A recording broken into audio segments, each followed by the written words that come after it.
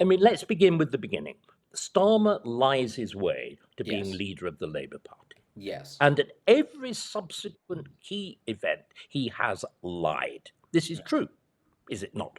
Yes. And the biggest lie, of course, is the one that we should probably move on to now, which is the lie of Labour's promises over tax, that triple promise over tax that they would not increase either of the three principal rates of taxation, VAT, national insurance, or income tax. And now, clearly, they are on the point of increasing one and perhaps two of them. It is simply beyond belief. I mean, can you think of a clearer example, which again is directly quantifiable, of such an absolute, visible, I would use the word brazen breach of a manifesto promise?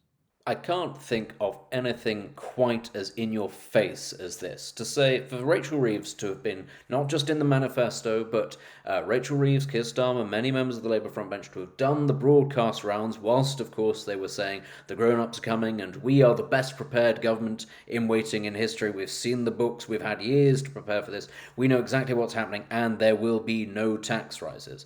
To, not even sort of fiddle around the edge. It's going to be straight up income tax that is going to go up, and it's going to be everything else on top of that. But it's, as I say, not even an attempt to try to pull the wool over our eyes or to try to sort of obfuscate or use any kind of clever chicanery. Straightforward. The taxes are going to go up. They're going to hit everybody. We're going to potentially change the definition of a working person to fit our criteria of what's going to happen. Oh, and by the way, we're going to increase things like capital gains along the way. We're going to increase basically, every other sort of duty. Oh, and by the way, that new thing that we're potentially going to have, which is an exit tax, so that if you dare to leave the country, Rachel Reeves will be there at the border. The only person apparently on the border will be Rachel Reeves with a collection tin going, thank you very much for your service. Please leave everything behind. I honestly, other countries have exit taxes.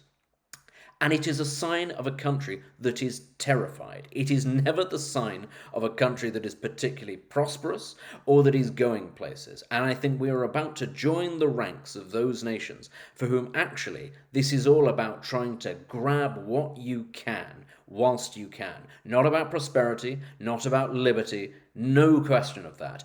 Things, in the mind of this government, belong first and foremost to the state, and you almost have them at their benevolence. It is, isn't it? The fact, manifestly and openly, the state is now parasitic. The services that it delivers, we've been talking about the appalling quality of justice, the spectacular decline in the NHS, the state of roads, simply everywhere you look. This is a state that takes more for delivering less. It also clearly regards property as merely something that is held conditionally, subject to political whim, because this is what we're talking about. The fiddling with tax is merely it's the Chancellor's whim. There was the famous point made by a Labour Lord Chancellor when the Human Rights Act, when the Human Rights Convention, the European Human Rights Convention, was drawn up in 1951, that the broadness of its wording meant that we'd gone back to the worst of the medieval chancery, where he used that wonderful phrase, the law varied with the length of the Chancellor's foot. We're back now to the stage where taxes vary with the, dare one say it, with the length of the Chancellor's nose. The Pinocchio effect is what we're seeing. And I don't know about you, I find it, once again, I think, yes, it's the brazenness with which Labour has done all of this, the sheer flamboyance of the lies, and of course the repeated lies about little things as well as big things, for everything from Lord Ali to the fact that Rachel Reeves didn't get a rental payment, to the fact that the minister who was in charge of looking after tenants tries to sack tenants so she could jack them. Incident after incident after incident, the response to all of which is just to lie. Just to lie. And we have a speaker who does nothing about it. A Speaker, of course, who is clearly Lindsay Hoyle, is simply in the pocket of the Labour Party. He shows no willingness to enforce authority in the House. He shows, I think, very little understanding of parliamentary procedure. He's a standing disgrace as well. He has reduced Parliament, the prime representative institution in the world, the mother of parliaments now, looks like a tattered whore. And it is shameful. It's shameful. But, Benedict, there's nothing we can do, is there? The problem with our parliamentary constitution is, although we now have this unique spectacle of a government that was elected, whatever it was, less than 18 months ago, with a majority of over 170, is now manifestly falling apart. There is open conversation in the Labour Party about replacing Starmer, probably with something even worse, like Miliband, but there's no means whatever by which it can be brought down, unless the Labour Party itself disintegrates. I mean, we are I think, in a again, I can remember no similar situation, even under Theresa May, when you got the standoff between the government and a House of Commons that decided that it was going to replay the Long Parliament, with John Bercow becoming Speaker Lentil and Dominic Grieve becoming King Pym again. Even then, there was some sort of purpose. There was the two sides were behaving equally disgracefully, in my view, but there was some purpose. This is just a clinging on, hanging on by fingernails as things get worse and worse and worse. Are we just going to have to put up with this for 4 years? As everything gets worse, as the clown show gets worse, as the lies get worse, as Labour, presumably, sinks lower and lower in the polls. It's now fourth. It's the fascinating Predict. situation. Come on, your prophecy hat on. Oh, my prophecy hat on. Well, it's curious, isn't it? Because you've got Nigel Farage, who every time he's asked says he thinks there's going to be a change of government or an election, sort of 2026, maybe 2027 earliest, because he thinks that economic meltdown is inbound. But even then, you're sort of struggling to see how it is that it would be forced. I mean, if you're talking about the collapse of a government, presumably because its own MPs don't have confidence in the Prime Minister and they can't find anybody else that they do find any confidence in. I mean, what is the circumstances under which that actually changes? I'm struggling to see where it is. Does it involve, an IMF bailout? Does it avoid the appointment of technocrats, as we've seen elsewhere? Does it involve the royal family getting involved? Does it involve the monarch? Presumably, we're told at great lengths that the monarch cannot get involved in politics. But here's a serious question, actually, because we all know that Charles is not his mother, and that Charles actually does have political views, and actually, I think, feels quite deeply that his views should be listened to, and is sort of looking for a function, a role of the monarchy. Is it entirely out of the question that you could perhaps have a set of circumstances where the monarch sort of very gently leans on the Prime Minister and says, now look here, I know that the numbers are entirely in your favour, but nothing is working here, and this is going to be a disaster. Might it not be the thing for you to do?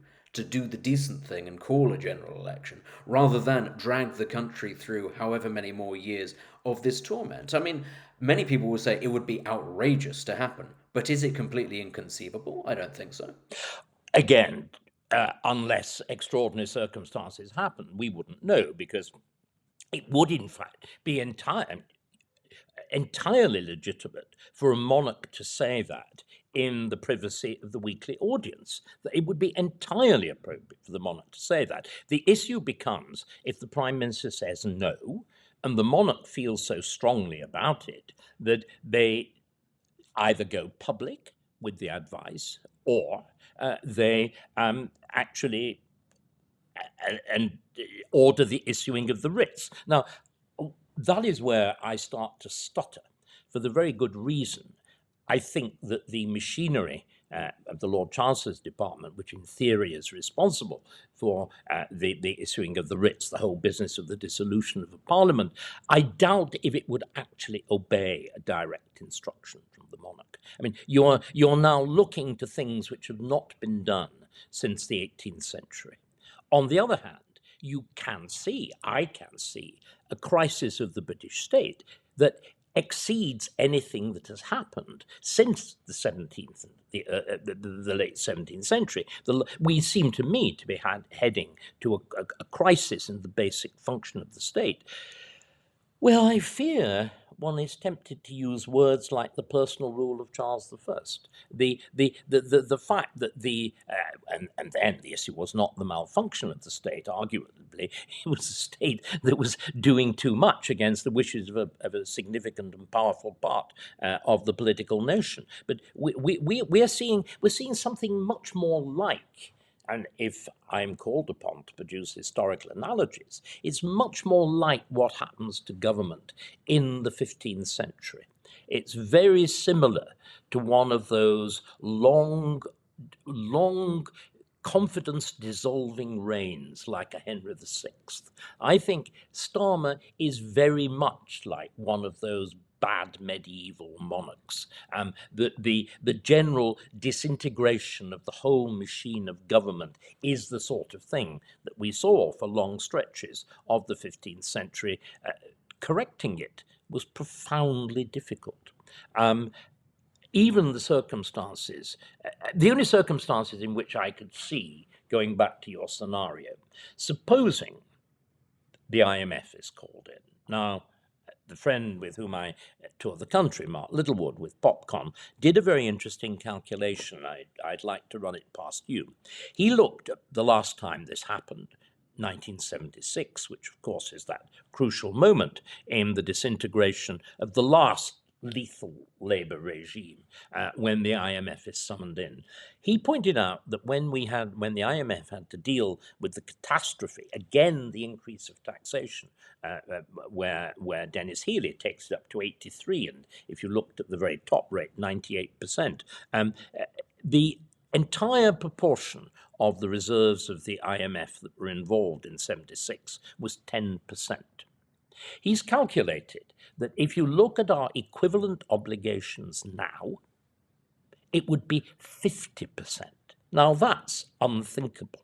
So, presumably, if there were to be an IMF intervention, it wouldn't be the sort of relatively gentle thing that happened in 1976. It would be much more like, and this again is a measure of shame, it would be much more like the treatment of Greece and Ireland. Or indeed the actual introduction of commissioners. In other words, compulsory changes of policy. Now, I think in those circumstances, the scenario you're talking about is real. The question is whether we think we're yet at that point.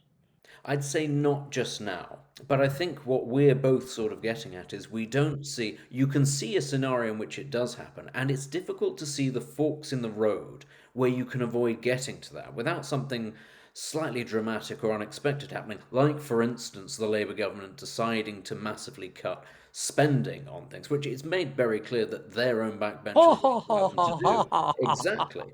Exactly. I mean, chance would be a fine thing that they would do the sensible thing that everybody is shouting for them to do. It's far more likely that they will simply close their eyes, block their ears, and walk us into a scenario like that. But I mean, it's interesting you're talking about the IMF, because there have also been suggestions, of course, that France and other European countries may need assistance from the IMF. And when we're talking about these sorts of funds, we'd be talking about the United Kingdom, or possibly France, requiring more money from the IMF than countries like Pakistan or Ukraine currently get from the IMF. That's to put it into some sort of context of how bad this would be. But I just put this to you. Is there a world in which, perhaps, where taking patriotism out of the equation, actually, from a practical political perspective, a number of parties in this country might quite like the idea of an IMF bailout, of commissioners and technocrats being appointed, and of things being taken out of the hands of elected politicians, because then they aren't the ones that have to do the dirty work. They aren't the ones that have to get their hands unclean. Could this, in fact, be of benefit to, say, perhaps not the Labour Party, obviously they'll be blamed, but say an insurgent party on the right like Reform, or indeed an insurgent force on the left like the Greens, which, to be clear, I think is another clown show, but doesn't have that same sort of tarnish as the Labour government does, and is rising in the Yes. polls as we speak. Yes, I mean, you can see, of course, it also has the wonderful effect that not simply wouldn't you carry the blame for it, you would actually be able to blame them for it. Particularly, you could see the kind of field day that somebody like Zach Polanski would have in these circumstances. You know, the IMF as the wicked emissaries of the billionaire class, you know, inflicting this monstrous suffering upon the decent British people who, you know, we've got to have a new left wing patriotism that rises against the internet. You can just see that you could write the script now. But then, of course, it would be an even worse clown show. I suppose, I hate saying this, but I think one just has to sit back and treat it as a theatre of the absurd. We are watching this extraordinary performance. You know, there is a flavour, isn't there, of those last days of Rome, where we were talking about Lamy in the position of Cardinal Wolsey or in the position of Thomas More. It's a bit like, you know, that last Roman emperor of the West, Romulus Augustulus, that echo of the beginning of the Republic, Romulus, Augustulus, little Augustus, the beginning of the empire. There is that awful sense, isn't there, as these clowns sit in the seats of the great, because Lamy, as Foreign Secretary, was, of course, in the same seat as Palmerston, you know, as Palmerston. And we watch and commentate, and there's really not very much to do. Don't you get a bit depressed? I mean, I'm a sort of hyperactivist, and I go out and talk and say there are things that we can do, but of course there are things that we can do subject to another general election, and that is this 4 years. I tend to get very depressed about it, but I've always been very cynical about politics and the nature of politics in this country, and I'm the same as you in that actually I do fear that it is 3.5+ years until we get the opportunity to change, and then who knows? Frankly, given the way that elections go, and it's foolish to try to predict these things, you never know whether or not you'll actually get a scenario that improves the situation. In fact, the pattern in this No, country for decades has been that we consistently make things worse because of the options that are put on the table for us.